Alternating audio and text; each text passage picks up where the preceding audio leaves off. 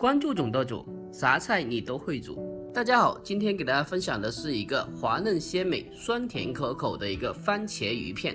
关键的是做法非常的简单，在家里也能轻松的做。首先我们把番茄划上花刀，然后用热水浸泡一下，这样的话它就可以轻松的去皮。泡5分钟之后，我们就把它的那个皮给去掉，然后切成片。接着我们切一点垫底的土豆片，家里有什么青菜的也是可以的。巴沙鱼柳我们一开二，从中间的话抛开，接着我们把它切成厚厚的薄片，厚薄一定要均匀。这种巴沙鱼柳它的肉质是非常的嫩的，千万不要切得太薄，不然非常容易烂。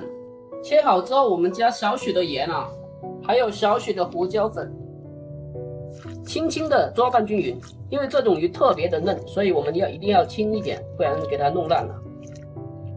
我们取一个蛋清给它打散，再来一点生粉调一个蛋白糊，我们打到它没有颗粒为止，然后加到鱼片当中，用手轻轻的抓拌均匀。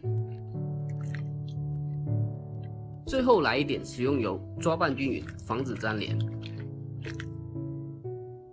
下面我们开始烹饪，起锅烧油，我们将姜、葱、蒜进行炒香。爆香我们的料头之后，再放入番茄。因为现在大棚种植的一个番茄没什么番茄味，我们再加一点番茄酱。我们把那个番茄煸炒起沙，黑沙这样的话它待会的一个汤汁会更加的鲜美。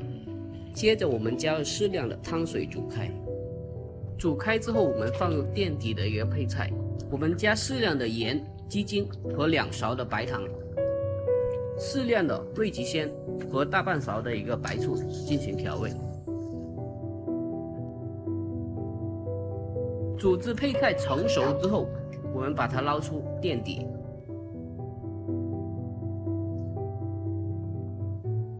接着我们开始下入鱼片，鱼片我们一定要摊开，一片片的往里下，千万不要一起下，不然的话会变成要搞粘在一起。鱼片下锅之前，火候一定要小火。下完鱼片之后，我们再调大火。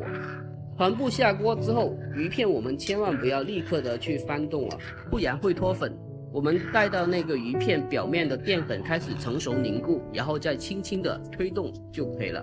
水开之后，我们再煮20秒，然后倒出。下面是技术总结：一、这种鱼肉质细嫩，切记不要切得太薄。同样，腌制的时候也要轻一点的去抓拌。2、鱼片下锅之后，切记不要立刻翻动，避免脱浆。喜欢的双击收藏起来，我们下期再见。